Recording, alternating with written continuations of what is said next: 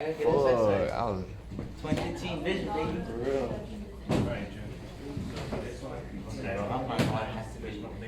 He couldn't catch the teacher in the frame. Hey, hold on, wait. How did? Hey, you better get this shit, bro. Hey, you gotta get. You gotta. Cause I'm right here. I'm cooked, bro. I can't. Give me a minute.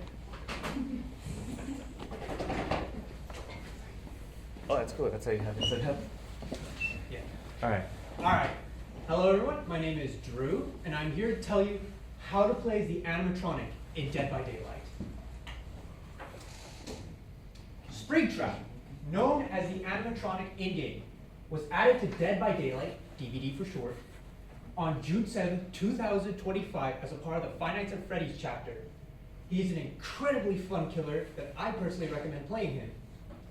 And this presentation will go over his playstyle, his add-ons, his perks, some little tips and tricks on how to play as him. And you can trust this. I play as him, and so does the community. So we're gonna go over the first section. What is Dead by Daylight?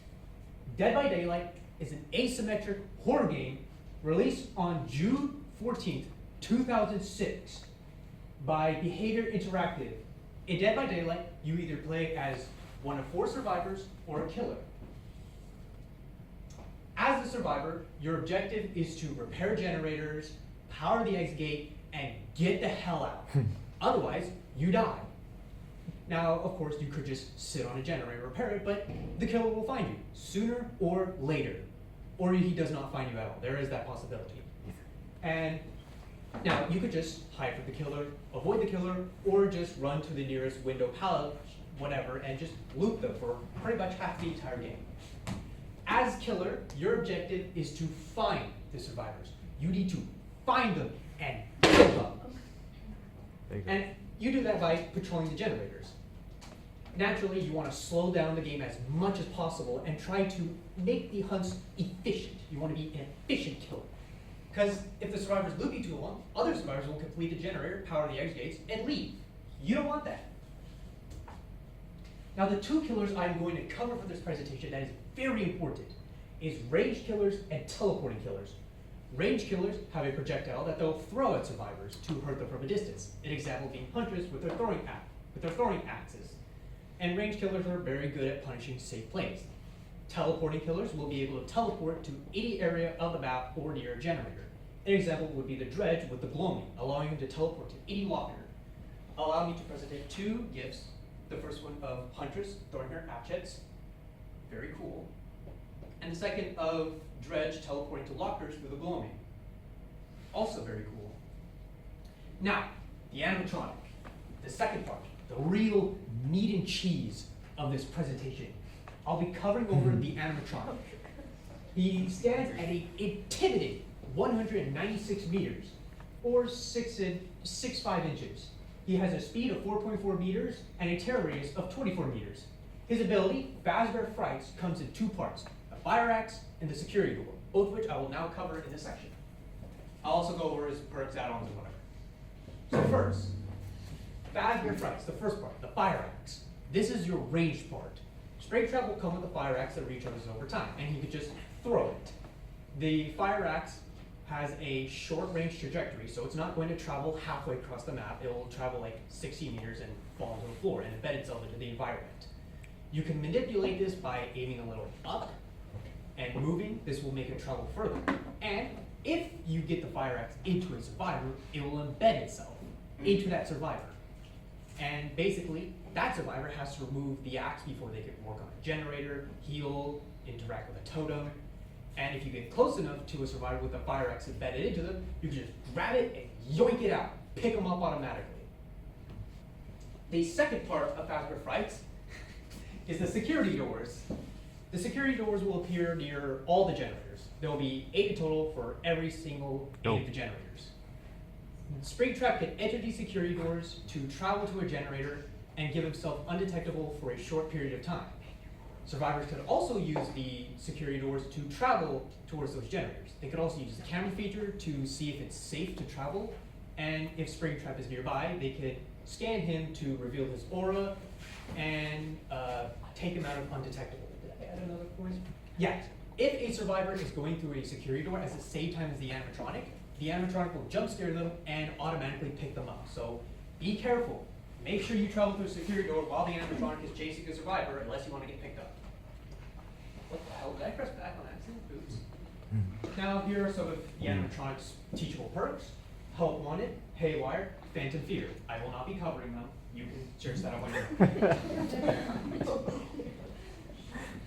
The add-ons that you will most likely be using for the animatronic, for the brown quality, you have the restaurant menu. For the blue quality, you have Bonnie's guitar strings, which I will cover.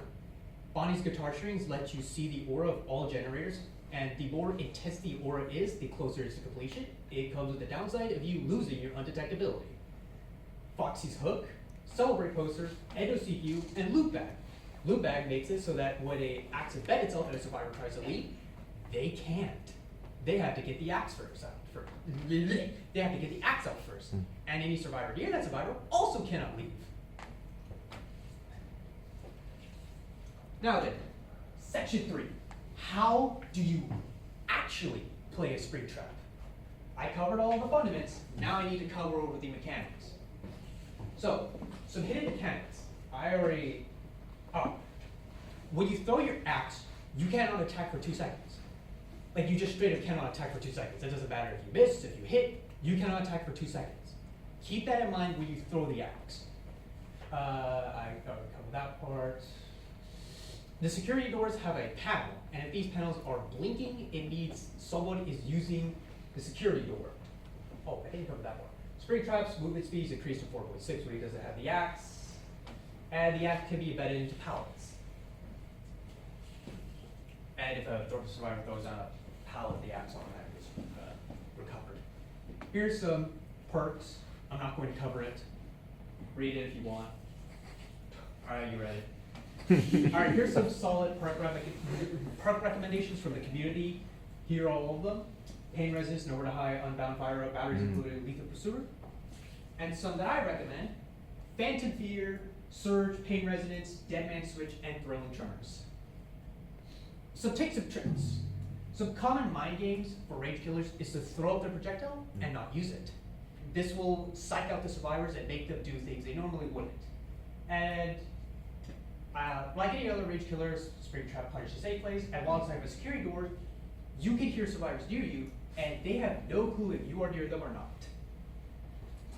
And that's it. I have told you how to play a spring trap, and I hope that this presentation has informed you on the ins and outs. And if you want to give him a shot, go ahead. He's only $5. And here are my sources cited. Thank you for listening. I know Ethan had a question, so go ahead, Ethan. Who's the best character, like, all around, like, that you always play with? That I personally play as? Yeah. Is it Springtrap that you're talking about, or? Well, for fun, spring trap. If No, you like want to for sweat, Yeah, like you were sweaty, like, Ghoul. cool. Yeah, Kaneki from And then I have another question. Yeah. Is it's about your outfit. Is it in the game, or is it like? Oh no, it's a game? separate property. It's Okay. Iori from Blue Archive. Oh, I see. Okay, I was just curious. Yeah, that for some I reason thought it was that gonna be like a survivor or something like that, or like a special character. Nah. yeah, I thought that somehow the outfit was gonna be relevant to the presentation. What's the outfit for then again? What? You're just wearing the outfit just for fun? Yeah, just for fun. Cool. Halloween is right around. Why not? All right, so going with, can you get the lights for me? What's what? Yeah. So what is it now? Going on to the feedback. Key statement for your main points is all there. Your eye contact was generally pretty good. There were some times where you would look at the visual aid, but honestly, I would rarely ever see you read the visual aid at all. There are some visual aids that, I mean, some of the slides that I'm sure you could have done without, because there was ones that you'll be like, here's what's on it, but I'm not gonna cover it. So in my head, I'm like, what kind of defeats the purpose of having it then? But it's fine either way. And then the last ones that you had, those were a lot better than some of the other ones that you had, where some of the other ones had some text, quite a lot of text, but the last ones, when we spoke about it on Monday, where you were talking about the perks, you like really narrowed it down. And I was like, oh, that's good. That looks a lot better as opposed to all the text.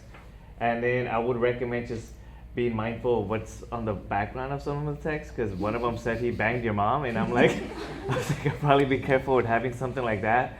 I mean, like if you're talking to, if you're talking in front of a different audience, like let's say it's your friends or whatnot, then why not? But I mean, you probably don't want to risk the slideshow like that or having that as a background. But instead of that, everything was relatively pretty good, Drew. Good stuff. What was that? You're not gonna ask about the video?